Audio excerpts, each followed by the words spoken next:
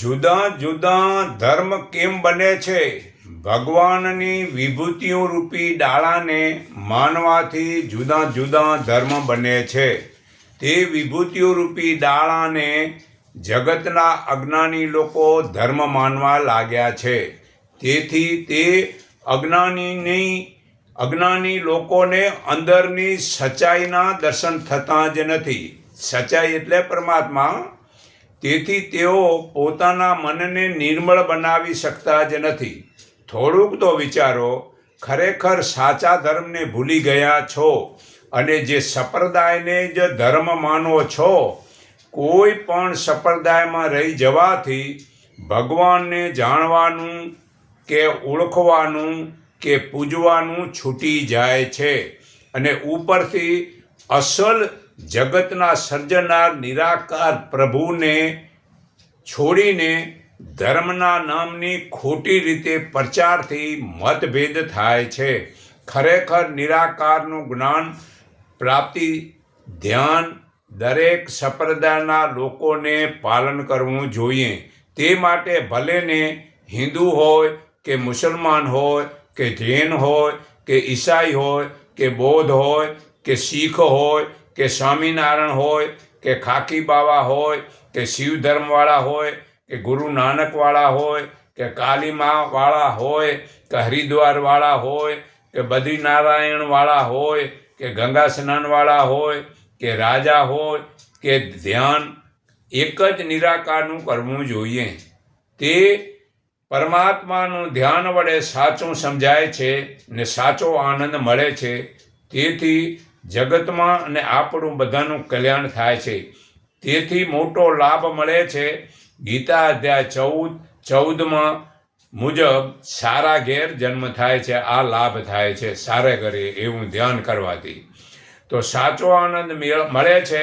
તેથી તે જે વિભૂતિના દાણા ઘણા જુદા જુદા છે, ત્યાં તો ધર્મ પણ ઘણા જુદા જુદા થઈ જાય છે. તેથી મતભેદ વધી જાય છે. તેથી આપસમાં એકતા કહો સંગઠન કહો એ થતું જ નથી. તો નિરાકારને માનવાથી તે ધર્મ પણ સાચું છે અને તેથી સનાતન જળવાય છે. સનાતન એટલે નિત્ય સદા સમાન એક સરખો બધે રહેનાર એને સનાતન કહેવાય છે. તે સનાતનના જાળવા માટે ભલે એ સનાતન જ્ઞાનને જાળવા માટે ભલે હિન્દુ હોય તથા બ્રહ્મ જ્ઞાન વિના અજ્ઞાનમાં મતભેદથી તેઓ સનાતનની સંપત્તિ અને તેથી અજ્ઞાનમાં મતભેદ ઊભા થાય છે અને લોકોમાં. તેથી કોઈ કહે છે અમે સનાતની છીએ અને કોઈ કહે છે અમે આર્ય સમાજવાળા છીએ. અનેક જુદા જુદા હિન્દુના ધર્મ જુદા બની જાય છે અને તેમાં વળી કોઈક બૌદ્ધવાનો ધર્મ પણ હિનયાની અને માવબાની બને છે. અને વળી ખ્રિસ્તીઓમાં કેથોલિક અને પ્રોટેસ્ટન્ટ જુદા બને છે. વળી મુસલમાનમાં શિયા અને સુન્ની તે જુદા ધર્મનું પાલન કરે છે. તે દરેક પોતાના જુદા જુદા ધર્મને પાળતો જ નથી કે તેમનું સત્ય પાલન કરતો જ નથી, પણ એકબીજામાં ખૂબ જ ધર્મના નામે વિરોધી બની જાય છે. તેમનું મુખ્ય કારણ શું છે તે જાણો. તે વિભૂતિઓના ડાળાને જ અજ્ઞાનીઓ ધર્મને મહત્વ આપે છે. તે કારણે આપસમાં વિરોધ બની જાય છે. તેથી જે ડાળાના ધર્મ વડે મતભેદ ઝઘડા થાય છે તેમાં અજ્ઞાની પોતાની સંપ્રદાયના જ જીવનમાં જુદા જુદા આચરણોને ધર્મ માને છે. તેથી કોઈ ચોટલી રાખી તો કોઈક દાઢી રાખે છે, તો કોઈક ચોટલી પાતળી કે દાઢી મૂછો સાથે રાખે છે, તો કોઈક મૂછો મુંડાવે છે, તો કોઈક માથાના વાળ વધારે છે, તો કોઈક માથું મુંડાવે છે, તો કોઈક કાને કુંડળ પહેરે છે, કોઈ કપાળે તિલક કરે છે. કોઈ તિલક પોતાના ધર્મના જુદા જુદા હોય છે. કોઈ કપાળમાં માળા પહેરે છે, કોઈ રુદ્રાક્ષની કે ચંદનની કે તુલસી વગેરેની ધાતુની જુદી જુદી તે ધર્મની જુદી જુદી હોય છે. તે માળાની વચ્ચે માદળિયું લટકાવે છે. તે માદળિયામાં પોતાના ધર્મના દેવી દેવતા કે ગુરુ કે આચાર્યના ચિહ્ન રાખે છે. કોઈક નિર્વસ્ત્ર એટલે નગ્ન છે તો કોઈક વસ્ત્ર પહેરે છે. તેમાં વળી પોતાના ધર્મના રંગના વસ્ત્રો જુદા જુદા પહેરે છે. કોઈક ગળામાં, ભુજામાં, કાંડામાં, પગમાં કે આંગળીઓમાં દોરા ધાગા બાંધે છે. તે યંત્રમાં કે તાવીજમાં, માદળિયામાં, વીંટીમાં વગેરેમાં જોવા મળે છે. તો તેમાં શું છે? એ ખાલી અક્ષર છે અથવા આંકડા જ શબ્દો હોય છે, કાં મંત્રો તંત્ર જ હોય છે. તેવા અનેક જુદા જુદા નામ, રૂપ, રંગ, આકાર બહારના આ આડંબર એટલે પાખંડ છે કે વેશભૂષાના પાખંડ, સજાવટો જુદા જુદા સંપ્રદાયના પ્રતીક માત્ર નથી રહેતા. તે જુદા જુદા ધર્મ બનીને અરસપરસમાં એવા વિરોધી બની જાય છે. જે આવા ખોટા પાખંડ અને જુદી જુદી સજાવટો અને જુદા જુદા કર્મકાંડ તે અજ્ઞાની લોકો માટે ધર્મ બની જાય છે.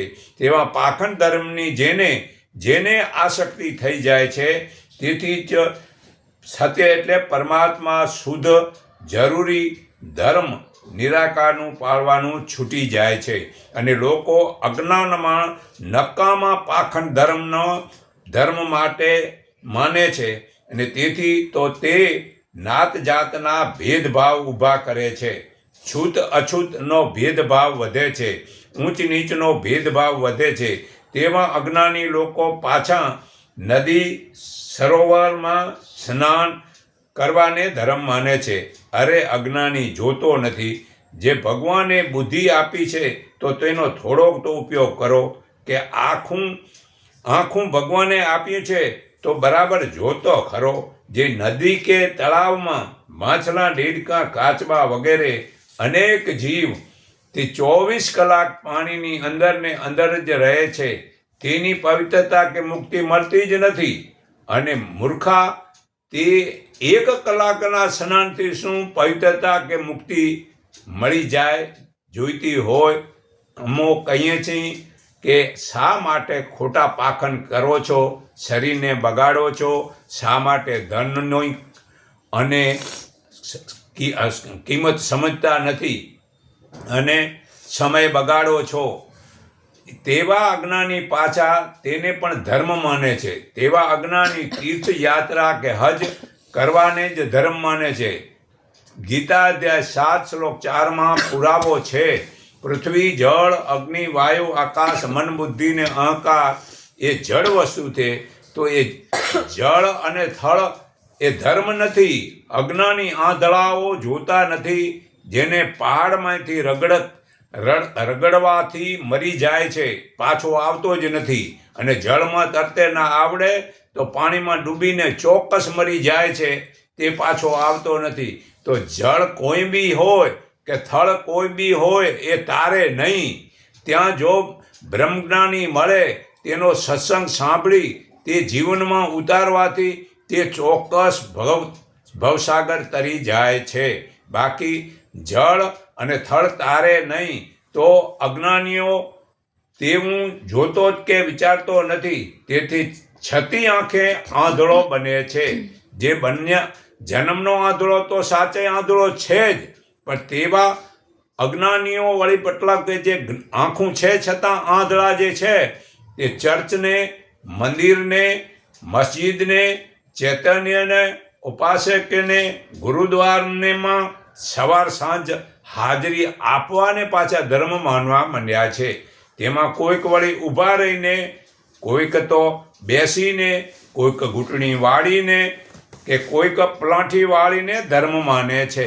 કોઈક પાછા આમ હાથ જોડીને કે હાથની અંજલિ કે આમ તાળીઓ પાડવાને ધર્મ માને છે. કોઈક અષ્ટાંગ દંડવત પ્રણામ કરવાને ધર્મ માને છે.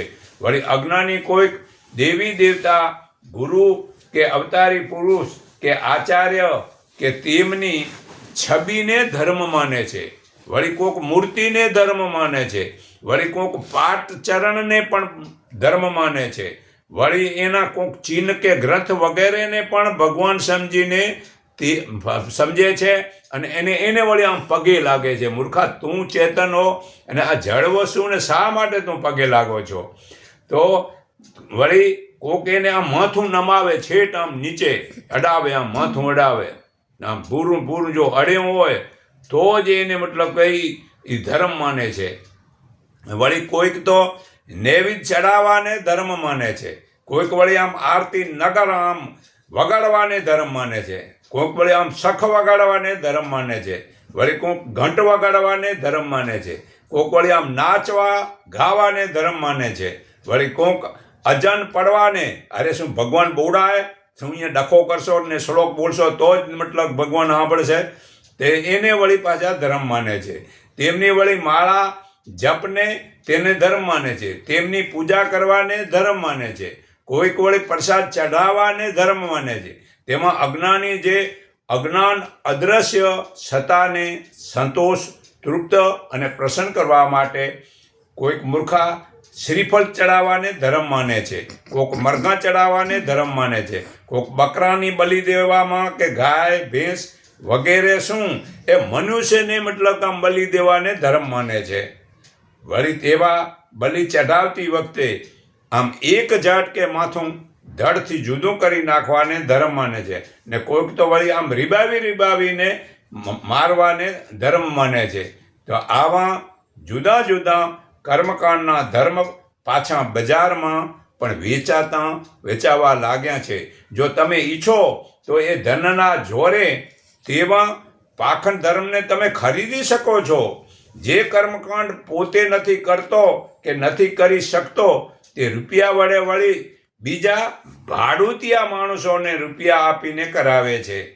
આવો સાવ સત્ય ધર્મનું તો સાવ ઘોર અપમાન થાય છે તે હું હાલમાં કોઈ પણ વિચારતું જ નથી.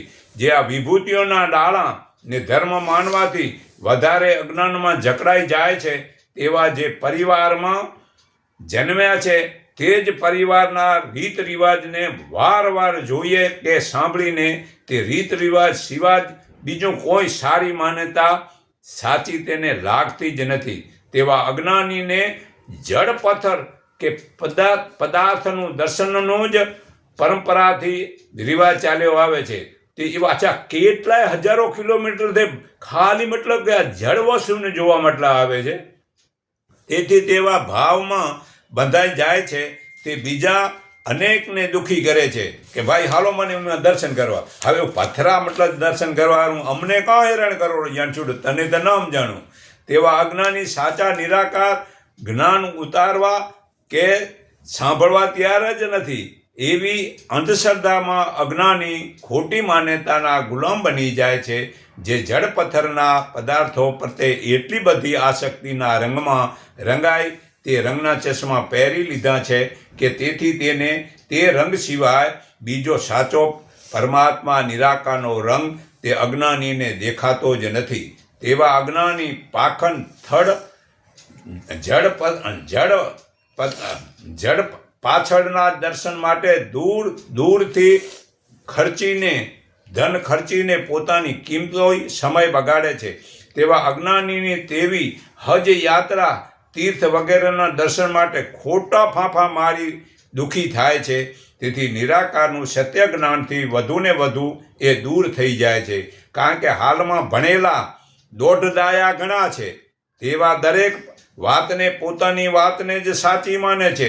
તેવા અજ્ઞાની જે રંગના ચશ્માથી જોવાના ટેવાઈ ગયા છે તે કારણે તે સત્ય પરમાત્માને ઓળખતા જ નથી કે જાણતા જ નથી કે તેને પૂજતાય નથી કે તેને યાદ પણ કરતા નથી. તો આ દાસનું કહેવું એ થાય છે કે બ્રહ્મ જ્ઞાન જાણી બ્રહ્મ જ્ઞાન જીવનમાં ઉતારવાથી ધર્મ સાચો સમજાય છે. ત્યારે જ જો જીવનમાં શુદ્ધ વ્યવહારિક આચરણથી નીતિ નિયમથી સાચું પાલન થાય છે તેને ધર્મ કહેવાય છે. પછી તે નીતિ નિયમમાં રહીને ભલે સારા કપડાં પહેરીએ કે ન પહેરીએ પણ મર્યાદિત કપડાં પહેરવા જરૂરી છે. મર્યાદા સચવાય તો જ તમે મતલબ કે ધર્મને સમજ્યા છો. તે ધર્મ કહેવાય છે. તે વિશેષ કર્મકાંડ ભલે ન કરીએ કે કોઈક જળ પદાર્થના દર્શન ભલે ન માનીએ તે જરૂર નથી, પરંતુ આપણા મનમાં જો વેર ઈર્ષા ઝેરથી ભરેલું હશે તો તે પોતાનું સાચું ધર્મ તે પાળતો જ નથી. પણ જો ઈર્ષા વેર ઝેર છોડી જીવ પ્રાણી માત્રને ભગવાન સમજી તેમની જોડે સાચા પ્રેમ ભાવથી, સારા વિચારથી, પરોપકારની ભાવનાથી જે કર્મ કરશું તો આપણે ચોક્કસ ધાર્મિક છીએ. વળી સમજો કે વેશભૂષા કે કર્મકાંડથી જ જળ પથ્થરની છબી મૂર્તિના પદાર્થોના દર્શન કરવાથી આપણા મનમાંથી કે ચિત્તમાંથી સુધી આવતી જ નથી, કારણ કે તે જળ વસ્તુ છે. તેવા જળ પદાર્થના કર્મકાંડથી ધાર્મિક બની જવાના પાખંડ છોડી દો તો જ સારું થાય છે. અગર તો તે પાખંડ જળ પદાર્થના ભૂલના કારણે તે અજ્ઞાની ઝેરી સાપ કે વીછીની જેમ ખતરનાક માણસ બનતો જાય છે. જે સત્ય નિરાકારનું ધર્મને સમજતા જ નથી, ત્યારે તો તેવા અજ્ઞાનીઓ અસુરી બનીને ખતરનાક ઝેરી સાપ વીછીને પોતાની અંદર શરીરમાં ઉછેરીને તેવા ગંદા કૂડા કચરાને ભેગો કરીને કહે છે કે આજ અમારો ધર્મ સાચો છે અને તમારો ધર્મ ખોટો છે. તેવા અસુરીને પોતાને પરમાત્મા નિરાકારનું જ્ઞાન જાણતો જ નથી. તે માટે તે તો નિરાકાર ડાળા માટે જ આપસમાં લડે છે, ઝઘડે છે. જ્યાં સુધી તે જીવતા બ્રહ્મજ્ઞાની વડે તે પરમાત્માનું શાન જ્ઞાન દર્શન થતા નથી, ત્યાં સુધી તે મહાપાપીઓ તેમના જીવનમાં ત્યાં સુધી તે નિત્ય નિરાકાર સાચા ધર્મને તે સમજતો જ નથી. તે પરમાત્માના દર્શન વિના તે આંધળો મહાપાપી કંગાળ જ છે. તેવા મહાપાપીઓ તેમના જીવનમાં દેખાડવા પૂરતું જે બ્રહ્મજ્ઞાન સિવાય બધા જ કાર્ય નિર્થક નકામા છે. અર્જુન, તે નકામું કર્મકાંડને તેની બુદ્ધિમાં તે અજ્ઞાની ભરે છે ને તે વિભૂતિના જે ડાળા છે, ગીતા અધ્યાય 10 શ્લોક 18-42 પુરાવો છે. વિષ્ણુ, શંકર, રામ વગેરે, અને એને જ ધર્મનો સાર માને છે. લો, જે મનમાંથી જે વેર ઝેર ઈર્ષાના બંધનોથી મુક્તિ થવામાં જ છે, તો તે મુક્તિ માટે જાત મહેનતથી હકનું ધન વડે સત્ય સાત્વિક આહારથી મનની સમાનતા જળવાય છે. ત્યારે તેવા જ્ઞાની જીવ પ્રાણી માત્રમાં મૈત્રી ભાવમાં જ પરોપકાર કરે છે, તેને સાચું ધર્મ કહેવાય છે. પરંતુ જે વિભૂતિઓના ડાળાને જે ધર્મ માને છે, તેથી ધર્મ જુદા જુદા વડે મતભેદ ઝઘડા થાય છે. ઉપરથી નિરાકારનું શુદ્ધ સત્ય ધર્મ છૂટી જાય છે અને ડાળામાં પ્રેમમાં અટવાઈ જવાને કારણે અજ્ઞાની પોતાની અંદર જોતો જ નથી, તે સવાયનું નિરીક્ષણ કરતો જ નથી. તેવા અજ્ઞાનીઓ જરા પણ વિચારતા જ નથી કે મને બનાવનારો કોણ છે, મારા આ શરીરમાં લોહી બનાવે કોણ છે, મારું આ શરીર કોણ ચલાવે છે, મારું રક્ષણ કોણ કરે છે, હું ઊંઘમાં ઊંઘી જાઉં છું ત્યારે મારું શરીર કોણ ચલાવે છે. આવા વિચાર અજ્ઞાની કરતો જ નથી. ને જે ડાળાને ધર્મ માનો છો, તે ડાળા આપણું ખાવાનું પચાવે છે કે તે ડાળા વડે આપણા જીવનમાં જે વ્યવહારિક કર્મ શું થાય છે, શું સુધારો થાય છે? તમારામાં તે ડાળા વડે કોઈ પણ આજ સુધી સુધારો થયો જ નથી અને થવાનો પણ હું કવરો નથી. છતાં તો એ ડાળાને વર્ષોથી છોડતો જ નથી. માટે આ દાસનું કહેવું માનો, તમે જન્મ મરણને મુક્તિ મેળવવાની હજારો વાતો કરશો, હજારો આશાઓ રાખશો, પરંતુ ભાઈઓ હાલમાં જ આ જીવનમાં મનને વિકારોથી મુક્તિ કરવાનો જરાક પણ પ્રયત્ન કરતો જ નથી અને નિરાકાર મેળવવાનો સાચો ધર્મનો સત્યસાર છૂટી જવાથી જેટલી હાનિ કે જેટલું નુકસાન તમારા જીવનમાં થાય છે તેનાથી તો અનેક ગણું નુકસાન તે દાણાના ધર્મને વળગી રહેવાથી થશે. તેથી હજુ એ સમય છે અને હજને માનો તો વધુ સારું. હજી તમે મારું માનો તો વધુ સારું. તો જો હું શરીરનો રોગ મટાડવો હોય, સાંભળો, તો આજથી ગીતા અધ્યાય 9 શ્લોક 26 મુજબના આહાર, પાંદડાનો લીલો રસ, ફળ ને જળ ખાશો તો રોગ ચોક્કસ મટે છે. આ મારો અનુભવ કરેલો છે. ને જો ભવરોગ મટાડવો હોય તો ગીતા અધ્યાય 9 શ્લોક 25 પુરાવો છે. તમે ભલે મારું કહેવું ન માનો તો તેને વાંચો. જે દેવોનું વર્ત કરનાર દેવોને પામે છે, પિતૃનું વર્ત કરનારા પિતૃને પામે છે, ભૂતોને પૂજનારા ભૂતોને પામે છે, અને ભગવાન નિરાકાર કહે છે મને પૂજનારા મને પામે છે. માટે નિરાકાર ભગવાનને પૂજવાનું છે. માટે ધર્મની શુદ્ધતાને જાણવી, સાચવવી, તપાસવી, પરખવી તો તેથી ભવરોગ ચોક્કસ મટે છે. છતાં એ બ્રહ્મ મુક્તિનું એ પ્રથમ પ્રગટ્યું છે. વળી પરમાત્માનો શુદ્ધ ધર્મ સદા સપ્ત ચોખ્ખો હોય છે. એમાં કોઈ પણ કોયડા ઉકેળવા પડતા જ નથી કે કોઈ નામ મંત્ર જપવા પડતા જ નથી. કોઈ પણ યાદ રાખવું એ નથી. જે તને આવડેલું એ બધું ભૂલી જા. જે તને આવડેલું એ જરૂરી જ નથી. તે બધું ભૂલી જા. એક જ સદાચાર બ્રહ્મ ધ્યાન યાદ રાખવું પડે છે. તે બ્રહ્મ ધર્મમાં કોઈ પણ ગૂંચ જ નથી, કોઈ પણ આંટી ઘૂંટી જ નથી. આ મગજની કોઈ પણ કસરત કરવાની પડતી જ નથી. ઉપરથી મનમાં જે સંકલ્પ વિકલ્પ બંધ થઈ જાય છે તે જ પરમાત્માના દર્શન તો તે જીવતા સદગુરુ વડે સહજ ભાવે થાય છે. તે સવય સાત્કાર કહો અથવા સય અનુભવ કહો કે સવય આનંદ, સવયનો લાભ આ જીવનમાં હાલમાં તરત જ થાય છે. તે પરમાત્મા જેટલું ધ્યાન જીવનમાં ઉતારશો તેટલો વધુ ને વધુ લાભ તરત જ મળે છે. શરીર અને જીવનમાં, ધંધામાં, સર્વમાં રીતિ સિદ્ધિ મળે છે. તેથી આનંદ આમ આઠે પહોર રહે છે. તે નિરાકાર ધર્મ આદિકાળનો છે, તે મધ્યમ કાળનો છે. જીવનના અંત દરેક સમયમાં તે કલ્યાણકારી જ હોય છે. તે બ્રહ્મ ધર્મ સર્વે સાધારણ ગરીબ માટે કે પછી ધનવાન માટે આમ સમાન ભાવ હોય છે. અને આ દાણાના ધર્મમાં જે વધુ પૈસા દે એને આગળ બેહારે અને પૈસા ન દે એને પાછળ બોલાવે છે. આ કાંઈ ધર્મની રીત છે?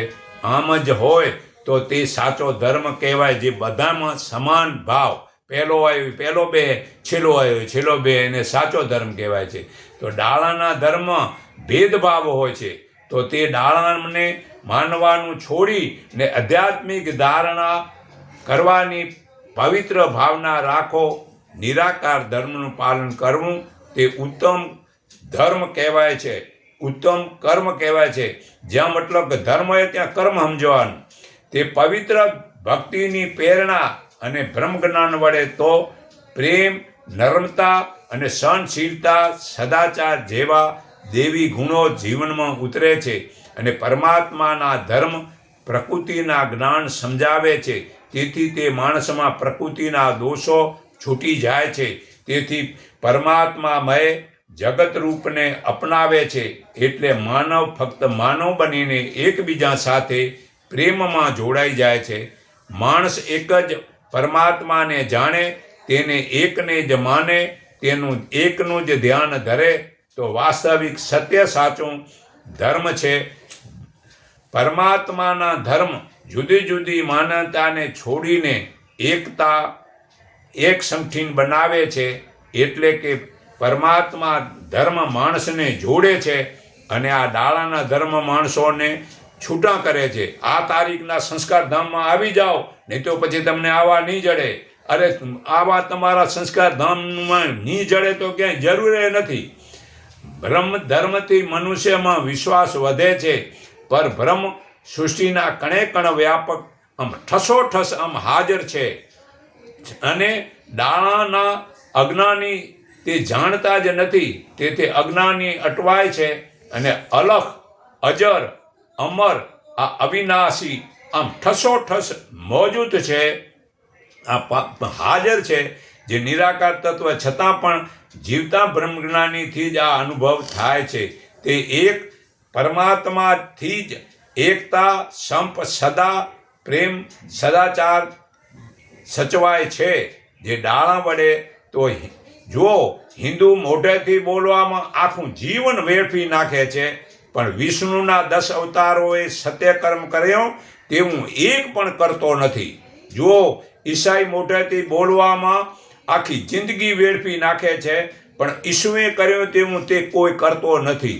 તે મુસલમાન મોઢેથી મોંમાં આખી જિંદગી વેડફી નાખે છે, પણ મોહમ્મદ પૈગંબરે કર્યું તેવું તું કોઈ કરતું જ નથી. તો જુઓ, જૈન લોકો મોઢેથી બોલવામાં આખી જિંદગી વેડફી નાખે છે, પણ મહાવીરે કર્યું તેવું કોઈ કરતું જ નથી. વળી શિવ ભક્તો મોઢેથી બોલવામાં આખી જિંદગી વેડફી નાખે છે, પણ શિવે સંતોષ અને સમાધિમાં રહીને જે આમ પરમાત્માનું જ્ઞાન લૂંટતા હતા તેવું કોઈ કરતા નથી.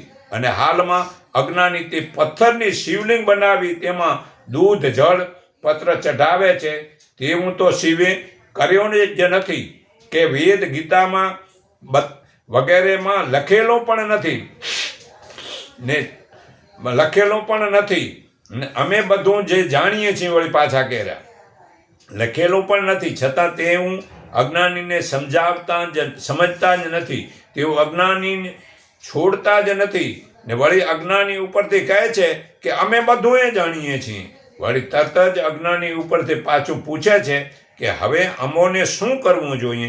ત્યારે જ્ઞાની કહે છે હવે તમારે કાંઈ પણ કરવાનું નથી, તો પછી મારે બોલવાનું બંધ કરવાનું છે. તો જે દેવી દેવતા, પિતૃઓ કે અવતારી પુરુષો વગેરેને માનવાનું, એટલે કે તેઓ શું જીવનમાં સારા સારા ગુણ, કર્મ અને સ્વભાવ ઉતારી ગયા છે, તેવું ગુણ, કર્મ અને સ્વભાવ સારા સારા આપણા જીવનમાં ઉતારવાનું છે. તો જ આપણે ખરેખર તે દેવી દેવતા વગેરેને માનીએ છીએ. બાકી તેની છબી કે મૂર્તિને કે માનવાથી કે તે છબી કે મૂર્તિ પૂજવાને કોઈ પણ લાભ થતો જ નથી. તેમજ તે છબી કે મૂર્તિ તલભાર વધતી પણ નથી, તેમને પણ લાભ થતો નથી. તેમજ જગતને પણ લાભ થતો નથી. ને ધર્મ માટે વૃક્ષ, વનસ્પતિ વાવો તો તે મોટું થાય છે, તેને લાભ થાય છે. તે વાવનારને તેના પાંદડા, ફળ વગેરે ખાવાનો લાભ મળે છે.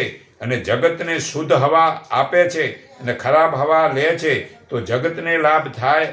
તો તે ત્રણેયને લાભ થાય છે, તો એને ભક્તિ કહેવાય છે. બાકી મંદિર બનાવવાની કોઈ પણ જરૂર નથી. પણ દેવી દેવતા અને માતા પિતા ને ગુરુ કે નેતાઓ કે રાજા, સંત, સાધુ વગેરે જે આ સારા કર્મો કરી ગયા છે, તેવું કર્મ કરવાથી પોતાને અને વસ્તુને અને જગતને લાભ થાય છે. બાકી તેમની છબી કે મૂર્તિ કે યાદગીરી માટે ભલે બનાવો, પણ તેને પૂજવાની જરૂર નથી. કારણ કે તેમને જો પૂછશો તો ગીતા અધ્યાય 5 શ્લોક 25 મુજબ પુરાવો છે. જેને પૂછશો તેને તમે પામશો. માટે ભગવાનને પૂજશો તો ભગવાનને પામશો. માટે મંગલાચરણ, ધૂન, સ્તુતિ, પ્રાર્થના તેવી માનસિક પૂજા કરો તો જ કલ્યાણ થાય છે. તો નિરાકારની આરતી બોલો વગેરે કરો. અમો જડ વસ્તુની નફરત કરતા નથી, કે અમારી માની છબી ઉપર અમે થૂકતા નથી, કે બીજી કોઈ પણ વસ્તુ ઉપર થૂક નાખતા વિચારીએ છીએ.